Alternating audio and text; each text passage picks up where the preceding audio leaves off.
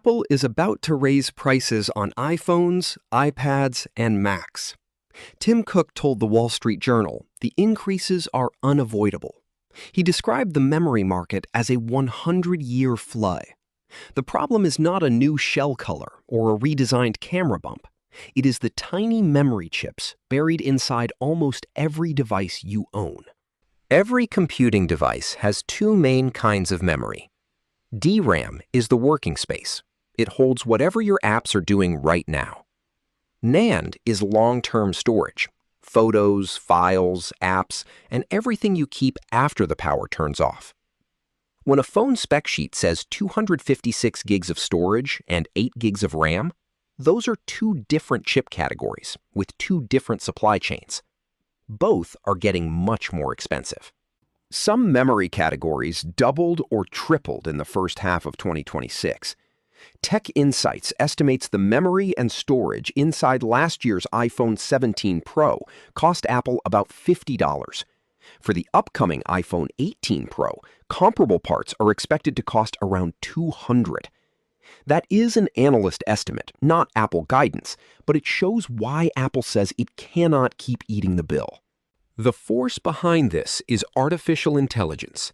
AI servers are not just processors.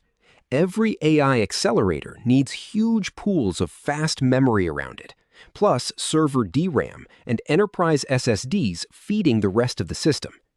One server rack can represent more memory demand than hundreds of phones, and cloud buyers can pay early, sign long contracts, and lock supply before consumer device makers get their turn. For AI chips, the star memory is HBM, high bandwidth memory. It stacks DRAM layers vertically and connects them with tiny through-silicon paths so data can move fast enough for training and inference. It is valuable, hard to package, and already heavily booked by major AI buyers. That changes the incentives for Samsung, SK Hynix, and Micron. They can earn far more from HBM, server DRAM, and enterprise storage than from ordinary mobile DRAM or consumer NAND at old prices. So capacity, factory attention, packaging tools, and customer priority move toward the high-margin AI side. Phones, laptops, consoles, and PCs do not disappear, but they pay more and wait longer.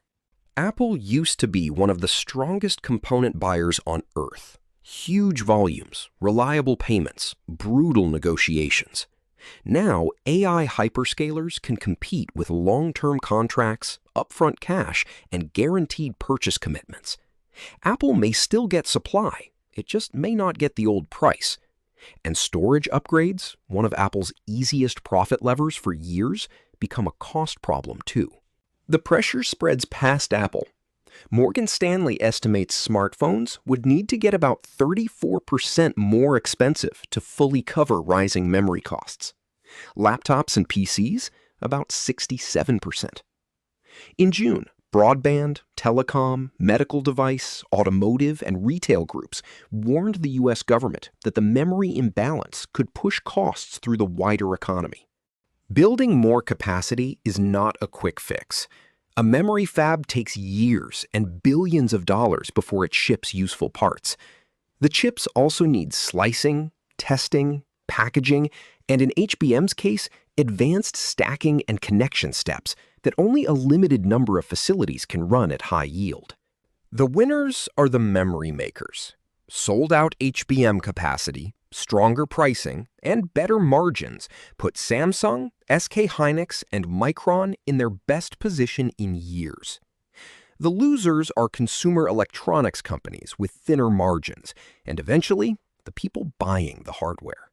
Cook also said Apple is not building its own memory fabs. It may use cash to support suppliers, but the physical constraint remains.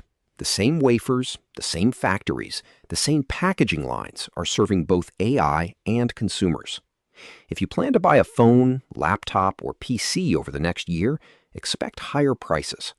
Also watch the quieter version, base storage tiers that stay cheap on the sticker, while the useful upgrade gets more expensive.